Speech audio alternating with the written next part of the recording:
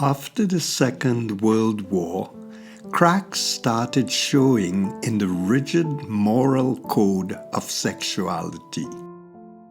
Let us look at the term morality.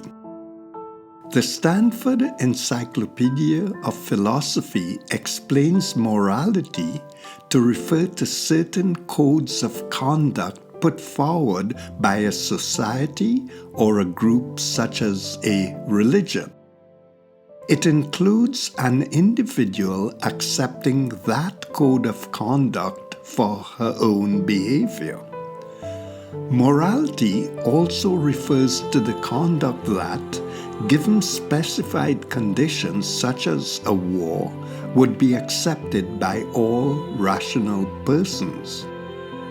The modern-day approach is shifting from religion and politics to individuals or groups choosing responsibility for their conduct.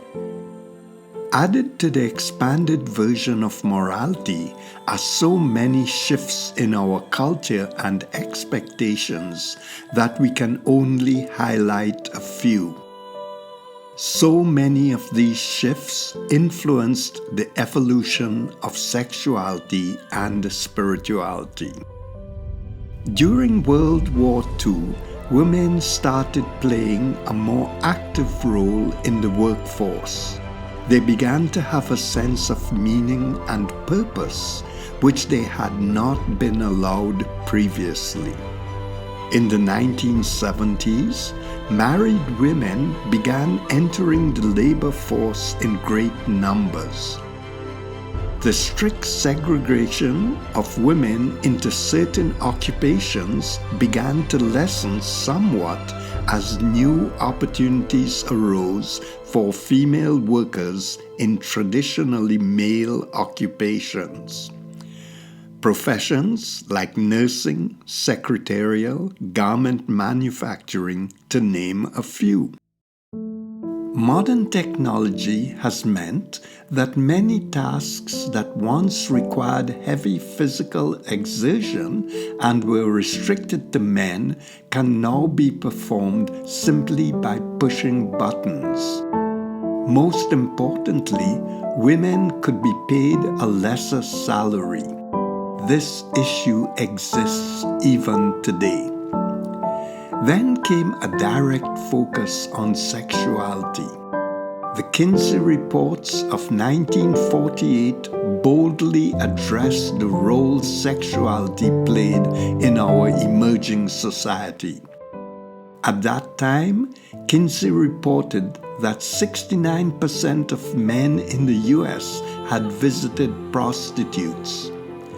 50% of husbands had been unfaithful to their wives.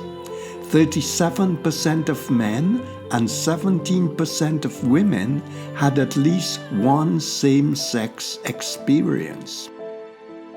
Kinsey created a scale ranging from exclusive heterosexual to exclusively homosexual, with a category for those who were not interested in sex. In the 1960s, Masters and Johnson observed and measured women and men engaging in sexual activities in a laboratory setting. They reported their research in the book Human Sexual Response. In 1972, Alex Comfort's publication, The Joy of Sex, became a best-selling manual for the new generation. The 1960s is often described as a period of the sexual revolution. Many old ideas were swept away. In place were the hippie and free love era and the return to nature. A hippie was usually a young person who rejected the mores of established society. There was the feminist movement. Contraception in the form of the pill gave women more control to indulge in sex. Perhaps the most bitter pill to swallow was the betrayal of religious bodies in the management of sexual abuse in Catholic and evangelical organizations, but also in practically every religion. The same system that punished them and moralized on others was filled with their own corruption. So where are we today with sexuality and spirituality? And where are we heading tomorrow? The growing consensus is that people are both spiritual and sexual creatures with the need to express their spirituality and sexuality in a moral but in a more unashamedly natural way. That morality is more about personal and group responsibility rather than church and state. Women are reclaiming their own sexual power. Instead of matriarchy, we are hearing terms like womanism and gynocentrism. There is a renegotiation of the terms and structure of marriage and open sexual relationships. Current studies show that women are now being described more than men as sexually fluid. Dr. Lisa Diamond of the University of Utah defines sexual fluidity as a capacity for a change in sexual attraction depending on changes in situational, environmental, or relationship conditions. In other words, more women are comfortable at different times in their lives to be sexually attracted to a male or female. They do not see themselves as belonging to Kinsey's classification, quite unlike men who still do. This is being supported by the latest research.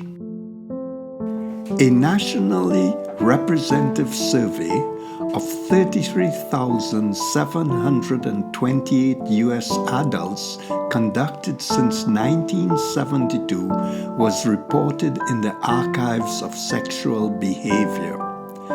A team of social scientists found that the percentage of men reporting male sexual partners had nearly doubled from 1990 to 2014. And the rate of women reporting same-sex experiences had more than doubled during the same period. Their study also shows a dramatic increase in the percentage of Americans who find these sexual interactions acceptable. The growth in spiritual practices such as yoga, Buddhism, and meditation has significantly increased over the last decade, and the rise in female participants is one reason for this.